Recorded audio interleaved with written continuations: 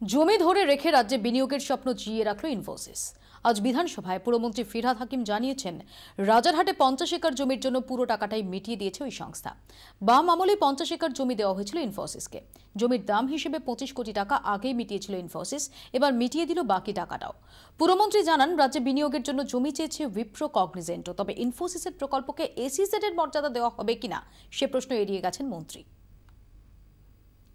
যে ইনফোসিস কিছুদিন আগে তাদের যে 50 একরের যে জায়গা রাজারহাটে নিয়েছিলেন, সেইটার পুরো টাকা মিটিয়ে দিয়েছেন এবং জমিটা নিয়ে নিয়েছেন। বামফ্রন্টের সময় আমাদের ইমেজটা পশ্চিমবঙ্গের তলানিতে গেছিল, সেইটা আমাদের ফিরে এসেছে এবং আস্তে আস্তে আবার ইনফোসিস, টিসিএস, কগনিজেন্ট, আইবিএম সবাই আস্তে আস্তে আবার পশ্চিমবঙ্গের দিকে ঝুঁকছে। ইনফোসিসকে কি দেওয়া হবে এসইজেড এর স্বীকৃতি? উত্তর এড়িয়ে গেলেন ফিরহাদ হাকিম। এসইজেড না পেলে রাজারহাটে ক্যাম্পাস নয়, এটাই ইনফোসিসের দীর্ঘদিনের ঘোষিত অবস্থান। এখনো অবধি ইনফোসিস যদিও এই কথা কনফার্ম করেননি।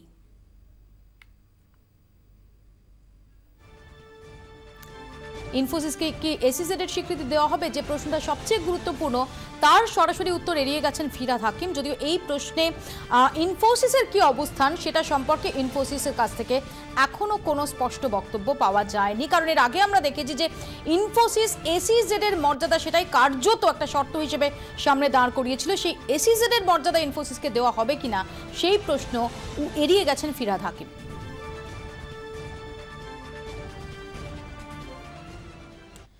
কল্যাণীর ঈশ্বরগুপ্ত সেতুর মাঝখানের একটি অংশ আচমকা বসে গিয়ে বিপত্তি। হুগলি, নদিয়া ও উত্তর 24 পরগনায় 3 জেলার সংযোগকারী এই সেতু পুরোপুরি বন্ধ হয়ে গেছে যান চলাচল। সকালে ব্রিজের কর্মীরাই প্রথম দেখতে পান। ঘটনার তদন্তে পূর্ত দফতর। এদিকে সেতু বন্ধ হয়ে যাওয়ায় নদিয়া থেকে হুগলি যেতে প্রায় 60 কিলোমিটার অধিক পথ ঘুরতে হচ্ছে।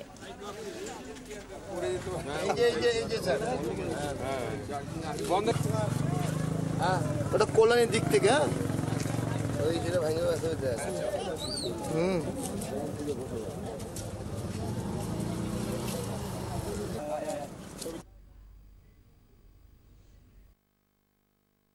একটু গুগল আর্থের মাধ্যমে একটু বুঝে নেওয়ার চেষ্টা করি ঈশ্বরগুপ্ত সেতুর ঠিক কোন জায়গাটা বসে গেছে। আপনারা দেখছেন যে গৌরঙ্গ সেতু, সেটার দূরত্ব 45 কিলোমিটার, বালি সেতু অর্থাৎ নিবেদিতা সেতু, তার দূরত্ব 40 কিলোমিটার।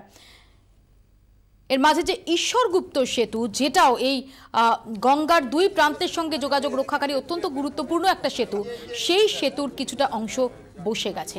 হুগলি, নদিয়া এবং উত্তর 24 পরগনা এই 3টে জেলার মধ্যে সংযোগ রক্ষা করে এই সেতু, যেখানে পুরোপুরি যান চলাচল বন্ধ হয়ে গেছে।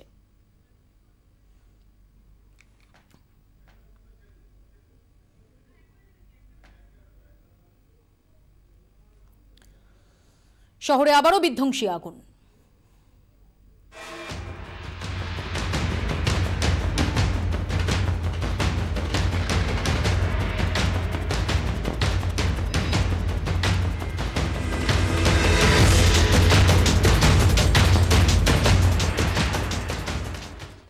সর্বগ্রাসী আগুন, মাত্র কয়েক সেকেন্ড, তাতেই সব শেষ। তবু থেমে নেই পাতিপুকুরের সুভাষ কলোনি। জীবন যখন আছে এগিয়ে যেতে হবেই, হোক না হাত খালি। খড়কুটোর মতো জীবনটুকুই আঁকড়ে ফের শুরু ঘুরে দাঁড়ানোর লড়াই।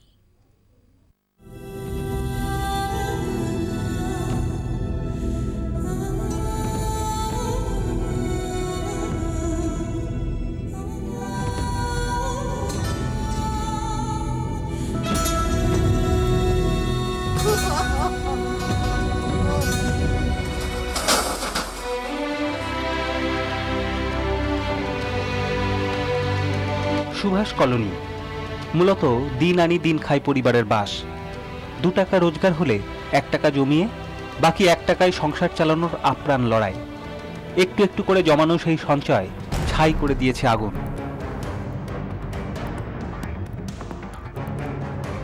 শনিবার সকাল থেকে দেখা গেল বাসিন্দারা হাতড়ে চলেছেন ধ্বংসস্তূপ। যদি সঞ্চয়ের 1 কণাও বেঁচে গিয়ে থাকে।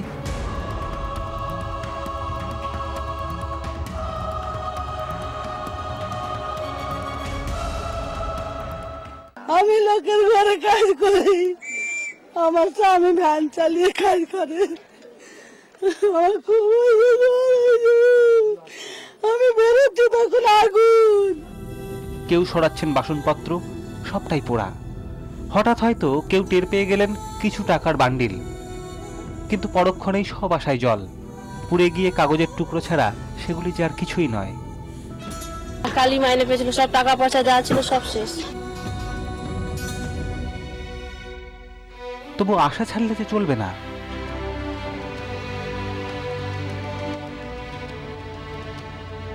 ছড়িয়ে ছিটিয়ে ঝলসানো খাবার সকলের জন্য গুছিয়ে তুলে রাখা ছিল, কিন্তু সেসব ছাই।